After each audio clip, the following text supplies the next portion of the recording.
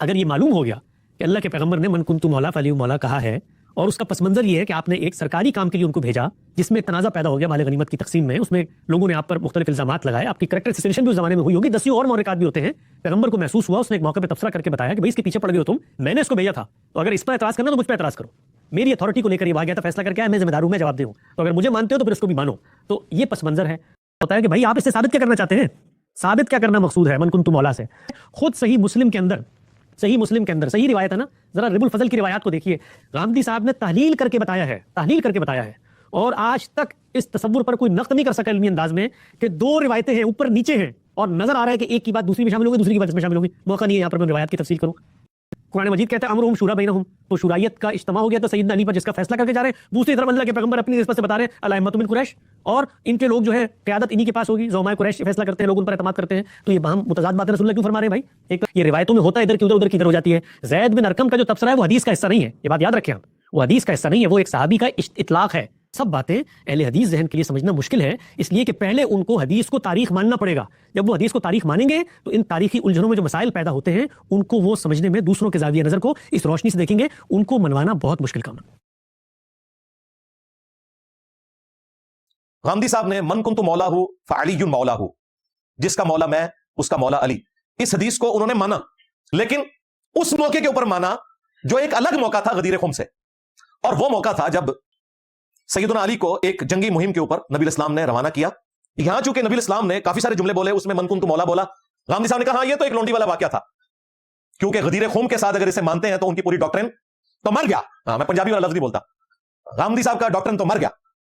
انہوں نے اب دجلی اس کو کہہ سکتے ہیں، چلیں ہلکا ورڈ استعمال کرتے ہیں، نا واقفیت کا ثبوت دیتے ہوئے علم حدیث سے کہا کہ یہ اس حدیث کو ہم مانتے ہیں، یہ اس موقع پہ یہ والا ایک واقعہ تھا۔ وانتم تعلمون، غامدی صاحب آپ کو پتہ ہے یہ غدیر خم پہ نبی الاسلام نے فرمایا تھا، جو حدیث انہوں نے کھینچ تان کے صرف نبی الاسلام کی بیویوں تک مخصوص کر دی، حضرت علی کو بیچ میں سے نکال ہی دیا، زید بن ارقم والی حدیث۔ غدیر خم کے واقعے میں جو شرح بیان کی غامدی صاحب نے، آپ ناقدین کا اعتراض یہ ہے کہ ہمیں صحیح سند کے ساتھ متعدد روایات ایسی ملتی ہیں جو غدیر خم کے موقع پر یہ من کنتم مولا ہو فہذا علی مولا ہو کا واقعہ پیش آیا۔ تو اس میں سوال یہ پیدا ہوتا ہے کہ اس گفتگو میں یہ حصہ بیان، یہ چیز بیان کیوں نہیں کی گئی؟ دیکھیے اس میں ایک چیز بطور طالب علم کے میں گوش گزار کرنا چاہتا ہوں، وہ علم حدیث کے حوالے سے ہے۔ اگر آپ حدیثوں کا مطالعہ کریں تو آپ کو بے شمار اس طرح کی مثالیں سامنے آ جائیں گی جہاں پر جو راوی حضرات ہیں وہ کسی موقع کی ادنیٰ مماثلت تلاش کرتے ہوئے ایک جگہ کی بات دوسری جگہ نقل کر دیتے ہیں۔ اس کا میں نے خود تجربہ کیا حدیث پہ کام کرتے ہوئے، اور جب لوگ اس کی تحلیل کرتے ہیں، اس کے اندر اتر کے معاملے کو دیکھتے ہیں تو یہ بات بالکل 2 اور 2 4 کی طرح بسا اوقات واضح ہو جاتی ہے، بسا اوقات واضح نہیں ہوتی۔ جہاں پر واضح ہو جاتی ہے وہاں پر آپ کو یہ سبق ملتا ہے کہ یہ معاملہ کس طریقے سے ہو رہا ہو۔ تو میں آپ کو ایک مثال پیش کرتا ہوں۔ ذخیرہ حدیث کے اندر جو سب سے نمایاں اور قوی روایت ہے، جس کے راویوں میں اتنے بڑے بڑے صحابہ، اتنی بڑی تعداد اس کو نقل کر رہی ہے، سینکڑوں کی تعداد میں اس کے طرق ہیں، وہ ہے حدیث جبریل۔ آپ نے سنی ہوگی کہ رسول اللہ صلی اللہ علیہ وسلم کی مجلس میں جبریل امین تشریف لائے ہیں، اور تشریف لانے کے بعد کچھ سوال و جواب آپ سے ہوئے ہیں۔ ان روایات پر جب ہم نے کام کیا تو سینکڑوں کی تعداد میں روایات ہیں، سب جگہ پر ایک ہی بات بیان ہو رہی ہے کہ وہ جو شخص آیا تھا وہاں پر اس کو کوئی بھی نہیں پہچانتا تھا، کوئی جانتا نہیں تھا وہ کون شخص ہے، یعنی وہ کوئی ان کے قبیلے یا ان کی جان پہچان کا آدمی نہیں تھا۔ ہر شخص ہی کہتا ہے، مطلب آپ اس کے جو طرق ہیں وہ کوئی 400-500 سے زیادہ ہیں، تو کسی جگہ پر یہ چیز سرے سے نقل ہی نہیں ہو رہی کہ وہ آدمی کون تھا۔ ایک ایسا طریق سامنے آیا کام کرتے ہوئے میرے کہ جس میں ایک صحابی کی نسبت سے راوی بیان کرتے ہیں کہ جب جبرائیل اس مجلس سے اٹھ کر گئے تو انہوں نے تبصرہ کیا کہ یہ جبریل تو دہیہ قلبی کی صورت میں یہاں پر آئے تھے۔ ٹھیک ہے نا جی؟ اب ایک طالب علم کے ذہن میں سوال پیدا ہوتا ہے کہ یار ایک واقعہ ہے، سینکڑوں لوگ نقل کر رہے ہیں، کوئی دوسرا آدمی یہ کہنا تو کجا کہ اس کی نسبت کسی سے، سب یہ کہہ رہے ہیں کہ ہم تو اس کو جانتے تک نہیں تھے. یہ ایک شخص کیسے کہہ رہا ہے کہ یہ دہیہ قلبی کی صورت میں آئے تھے اور باقی لوگ کیوں اس سے انجان رہ گئے؟ عقلی سوال پیدا ہوتا ہے نا. تو اس سوال کی دو طریقے ہیں جاننے کے. ایک طریقہ ہے جو ہمارے ہاں ان لوگوں کا ہوتا ہے جن کا ذہن ریاضیاتی ذہن ہوتا ہے، جو تجزیہ و تحلیل کی صلاحیت نہیں رکھتے. اور میں کسی کا نام نہیں لینا چاہتا، لیکن ہمارے ہاں جو مناہج ڈیولپ ہو گئے ہیں اس میں جو اہل حدیث منہج ہے، جو چیزوں کو ظاہریت پہ قبول کرتا ہے، تو اس میں سے آپ کیا اخذ کریں گے؟ آپ کہیں گے کہ یہ جبریل آئے تھے، ایک روایت میں آ گیا دہیہ قلبی کی صورت میں تھے، گویا جبریل دہیہ قلبی کی صورت میں آئے تھے، روایت میں تو آ گیا. اگر روایت میں آ گیا، اسی واقعے سے نقل ہوا ہے، تو تو یہ نا روایت میں لکھا ہوا تو ہے. تو ایک طریقہ یہ ہے. دوسرا طریقہ کیا ہوتا ہے؟ تجزیے کا، تحلیل کا، ان عقلی الجھنوں کو سلجھانے کا کہ بھائی جب یہ 300 لوگ یہ بات نہیں کر رہے تو ایک آدمی نے کیسے کیا. تو میں صرف آپ کو بتانا یہ چاہتا ہوں کہ میں نے اس پر تحقیق کی، تجزیہ کیا. ان باقی جتنی روایات تھیں اس میں وہ راوی موجود نہیں تھا جو راوی اس روایت میں موجود تھا، جو دہیہ قلبی کی شبیہ یا صورت جبریل سے ملا رہا تھا. اس راوی کے اوپر جب ہم نے تحقیق کی تو معلوم ہوا کہ یہی راوی ہے جو ایک دوسرے موقع پر، دوسری جگہ پر سیدہ عائشہ کی نسبت سے ایک روایت نقل کر رہا ہے. وہ روایت کیا ہے؟ اس کا اس روایت سے کوئی تعلق نہیں ہے. وہ روایت کیا ہے؟ وہ روایت یہ ہے کہ رسول اللہ صلی اللہ علیہ وسلم جس وقت واپس آئے ہیں اور آپ کو یہ حکم ہوا ہے کہ اب آپ نے ایک دوسرے یہود کے قبیلے کی طرف جانا ہے، اسلحہ نہیں رکھنا، اس موقع پہ جبریل بنفس نفیس تشریف لائے ہیں. آپ اسلحہ رکھ رہے تھے اور آپ کو گھر میں آ کر انہوں نے بتایا کہ اسلحہ نہ رکھیں، ذمہ داری پوری نہیں ہوئی، اگلے مارکر اور اگلے محاذ پہ جانا ہے. تو اب یہ جبریل علیہ السلام کا تشریف لائے اور آپ سے صلی اللہ علیہ وسلم سے ان کا مکالمہ ہو اور وہ چلے گئے. سیدہ عائشہ اندر موجود ہے حجرے میں. انہوں نے ایک کونے سے دیکھا ہے کہ رسول اللہ صلی اللہ علیہ وسلم سے کوئی گفتگو کر رہا ہے. تو رسول اللہ صلی اللہ علیہ وسلم جب اندر آئے حجرے میں تو انہوں نے، سیدہ عائشہ نے پوچھا کہ یہ کون تھے؟ تو انہوں نے کہا کہ یہ جبریل، یہ حکم نامہ لے کر آئے تھے. تو انہوں نے کہا میں نے جب دیکھا، سیدہ عائشہ کی تھی، میں نے جب دیکھا تو مجھے لگا کہ شاید آپ دہیہ قلبی سے گفتگو کر رہے ہیں. اب آپ یہ دیکھیے کہ سیدہ عائشہ کا ایک رجحان ہو سکتا ہے دہیہ قلبی لمبے قد کے ہوں، جبریل امین بھی لمبے قد کی انسان کی صورت میں آئے ہوں، تو پیچھے سے دیکھ کر جو ہمارے ذہن میں تصویر ہوتی ہے کسی شخص کی، وہ تاثر بیان کر دیا سیدہ عائشہ نے رسول اللہ صلی اللہ علیہ وسلم سے. اب راوی نے اس کو نقل کیا ہے اس روایت میں کہ سیدہ عائشہ نے فرمایا کہ جبریل کو جب رسول اللہ سے ملاقات ہوئی تو غالباً دہیہ قلبی کی صورت مجھے لگ رہی تھی. تو اب ایک تصور پیدا ہوا راوی کے ذہن میں کہ دہیہ قلبی اور جبریل کی تصویر ملتی جلتی ہونی چاہیے، کیونکہ سیدہ عائشہ کو تو خدشہ پیدا ہوا نا. تو یہ تصور اس نے اس روایت سے لیا اور جا کے حدیث جبریل کے اندر ٹانگ دیا. جس حدیث جبریل میں سب راوی یہ کہہ رہے ہیں کہ ہم بندے کو واقف ہی نہیں، اس کی شکل دیکھ کے پتہ نہیں چلتا کون ہوتا ہے.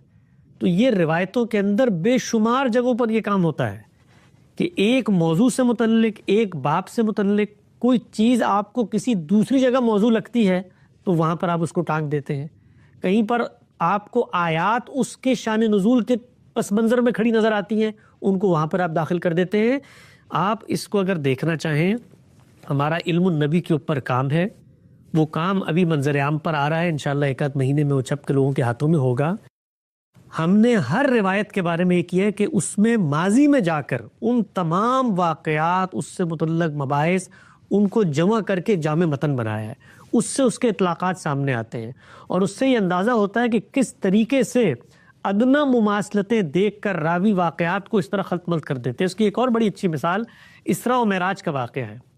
4 الگ الگ واقعات جن میں سے بعض قرآن میں بیان ہوئے ہیں، بعض روایتوں میں بیان ہوئے ہیں، رسول اللہ کے رویہ ہیں، ان سب کو ملا جلا کر ایک پیکج بنا دیا گیا. وہ قرآن نے یہاں پر مشاہدہ کروایا ہے، وہ روایت کے اندر خواب کا مشاہدہ بن گیا. جو خواب کا مشاہدہ تھا وہ قرآن کے مشاہدے کے ساتھ خلط مبس ہو گیا، اس کو بیان اس طرح کیا گیا کہ وہ حصی مشاہدہ بن گیا. تو روایات میں اس کی بے شمار مثالیں ملتی ہیں. یہ اہل حدیث ذہن کے لیے اس بات کو سمجھنا ذرا مشکل کام ہے، اس لیے کہ وہ چونکہ روایت کو وحی غیر مطلوب کی حیثیت دیتے ہیں حدیث کو، تو اس کے نتیجے میں ان کے لیے یہ سمجھنا ذرا مشکل ہو جاتا ہے کہ یہ جو وحی غیر مطلوب ہے اس کے اندر اختلاط بھی ہو جاتا ہے اس طریقے سے. اور اس وحی کو جب روایت بالمعنی کے اصول پر راوی بیان کرتے ہیں تو یہ خرابیاں، یہ مسائل پیدا ہو جاتے ہیں. خود اس کی بڑی اچھی مثال عذاب قبر کی روایات ہیں. آپ ان کے اوپر ہم نے کام کیا ہے, بڑا تفصیلی کام ہے, اس پہ سال سے زیادہ وقت لگا, وہ بھی اب چھپ رہا ہے, اس کو آپ دیکھیے. اس کے اندر اتمام حجت کی روایات ہے, جس طرح ان کو بیان کیا جاتا ہے ان کے پس منظر سے کاٹ کے اور چیزیں ادھر ادھر سے شامل ہو جاتی ہیں. تو یہ جو معاملہ ہے, یہ روایتوں کو جو لوگ وحی کی روشنی میں دیکھتے ہیں ان کی سمجھ میں آسانی سے نہیں آ سکتا. ان کے نزدیک مسلم کے اندر اگر کوئی چیز بیان ہو گئی ہے, خود صحیح مسلم کے اندر صحیح روایت ہے نا, ذرا رب الفضل کی روایات کو دیکھیے. غامدی صاحب نے تحلیل کر کے بتایا ہے, اور آج تک اس تصور پر کوئی نقد نہیں کر سکا علمی انداز میں کہ دو روایتیں ہیں, اوپر نیچے ہیں, اور نظر آ رہا ہے کہ ایک کی بات دوسری میں شامل ہوگی, دوسری کی بات اس میں شامل ہوگی. موقع نہیں ہے یہاں پر میں ان روایات کی تفصیل کروں, تو اس کو آپ میزان کتاب میں دیکھیں. تو یہ بہت ہوتا ہے ذخیرہ حدیث کے اندر. تو مثال کے طور پہ اگر یہ معلوم ہو گیا کہ اللہ کے پیغمبر نے من کنت مولا فعلی مولا کہا ہے, اور اس کا پس منظر یہ ہے کہ آپ نے ایک سرکاری کام کے لیے ان کو بھیجا جس میں ایک تنازع پیدا ہو گیا مال غنیمت کی تقسیم میں, اس میں لوگوں نے آپ پر مختلف الزامات لگائے, آپ کی کریکٹر اسیسینیشن بھی اس زمانے میں ہوئی ہوگی, 10 اور محرکات بھی ہوتے ہیں. پیغمبر کو محسوس ہوا, اس نے ایک موقع پہ تبصرہ کر کے بتایا کہ بھئی اس کے پیچھے پڑ گئے ہو تم, میں نے اس کو بھیجا تھا, تو اگر اس پر اعتراض کرنا تو مجھ پہ اعتراض کرو. میری اتھارٹی کو لے کر یہ وہاں گیا تھا, فیصلہ کر کے آیا, میں ذمہ دار ہوں, میں جواب دہ ہوں, تو اگر مجھے مانتے ہو تو پھر اس کو بھی مانو. تو یہ پس منظر ہے.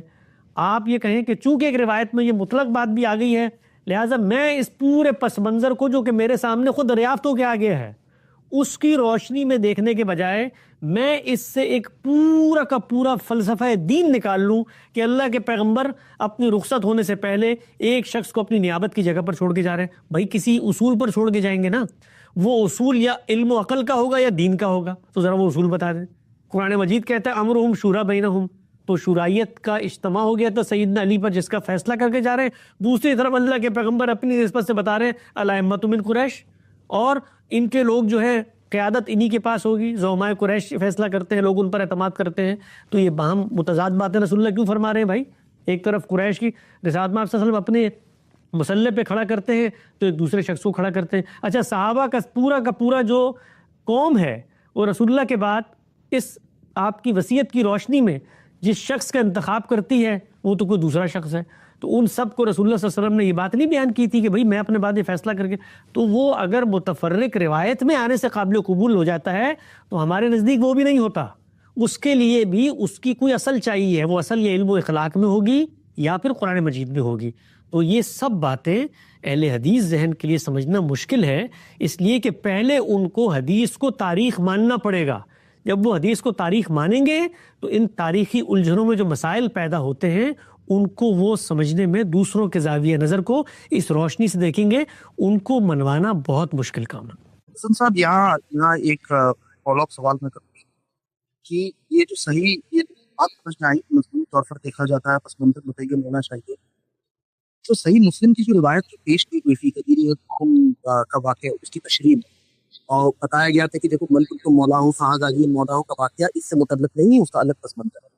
لیکن اگر ہم وہ روایت جو کامبی صاحب نے پیش کیا وہ بھی اگر ہم دیکھیں کہ آخری ابن تابی جو ہے زید بن ارقم سے یہ سوال کر رہا ہے, اعتراض کر رہا ہے کہ کیا ازواج مطہرات اہل بیت میں شامل نہیں ہیں, تو یہ چیز اس طرف اشارہ تو کر رہی ہے نا کہ کوئی ایسی بات ضرور ہوئی. دیکھیے یہ جو سارے واقعات ہیں یہ وہاں پر کوئی کتابوں کی صورت میں لکھے نہیں جا رہے الگ الگ, یہ سارے واقعات پس منظر میں ہوتے ہیں, پوچھنے والوں کے ترددات پس منظر میں ہوتے ہیں.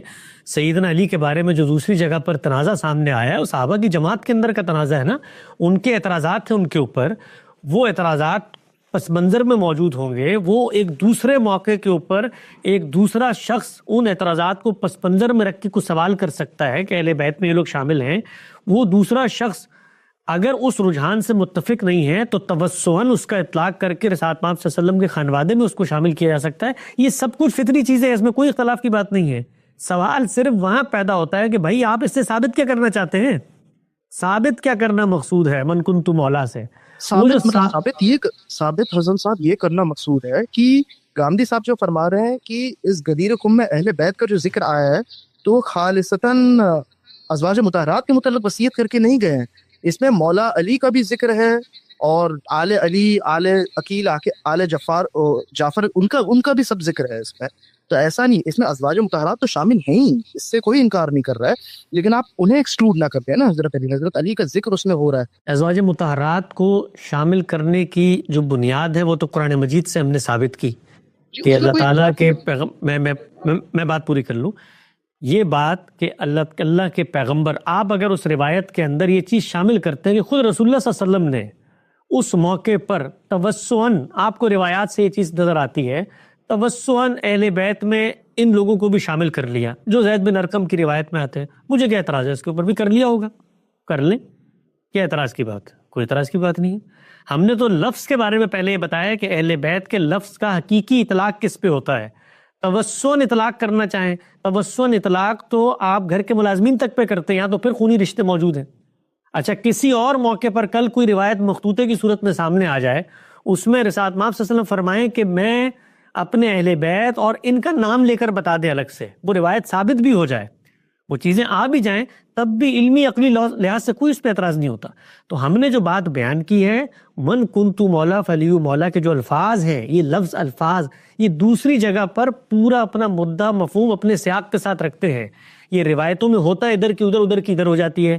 زید بن ارقم کا جو تبصرہ ہے وہ حدیث کا حصہ نہیں ہے، یہ بات یاد رکھیں آپ، وہ حدیث کا حصہ نہیں ہے، وہ ایک صحابی کا اطلاق ہے. تو صحابی نے اس موقع پر سوال کرنے والی کی رعایت سے، ہو سکتا ہے اس کے ذہن میں بوز علی موجود ہو سکتا ہے اس سے پہلے جو میں نے بھی گفتگو کی ہے روایت میں یہ سب کچھ نہیں آ رہا ہوتا، ہو سکتا ہے وہ شخص ان میں شامل ہو جس نے مثال کے طور پہ سارا پروپیگنڈا کیا تھا، تو وہ اس کو نصیحت کر لیں گے، وہ اس کو بات کر لیں گے. تو یہ بس اتنی سی بات ہے. باقی اس میں جو شامل کر کے پورے کے پورے تصورات برآمد کیے جاتے ہیں، اس کے بارے میں ہم توجہ دلاتے ہیں کہ وہ اس طرح سے کہ روایت میں وہاں بھی ذکر آ گیا من کنت مولا کا، یہاں بھی ذکر آ گیا، لہٰذا اس سے اہل بیت کے لفظ میں عربیت کی روح سے آپ شامل کر لیں گے. وہاں بھی اگر ذکر آیا تو توسعاً شامل ہو سکتے ہیں، اور دونوں رجحانات ہو سکتے ہیں کہ وہاں ذکر آیا ہے یا ذکر لایا گیا ہے. یہ دونوں رجحانات ہو سکتے ہیں. تاریخ کے باب میں، حدیث کے بعد میں اس طرح کی باتیں اتنی قطعیت سے نہیں کرنی چاہیے. ٹھیک. ایک